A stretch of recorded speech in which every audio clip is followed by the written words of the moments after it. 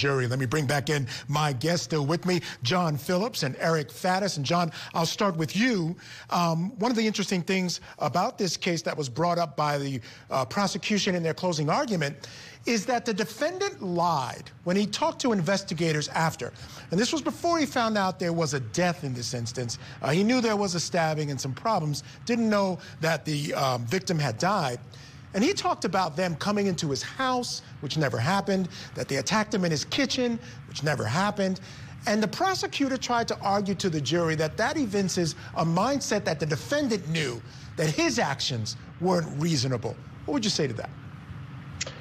I mean, they were all in a traumatic event, and I'd say that's exactly why he didn't testify, right? That's exactly why they didn't put on much of a case or any case. You know, when you're trying to prosecute a case, when the state's prosecuting a case, they've got to go with what they can. But again, the video shows who the aggressor was, and the inconsistencies don't change that.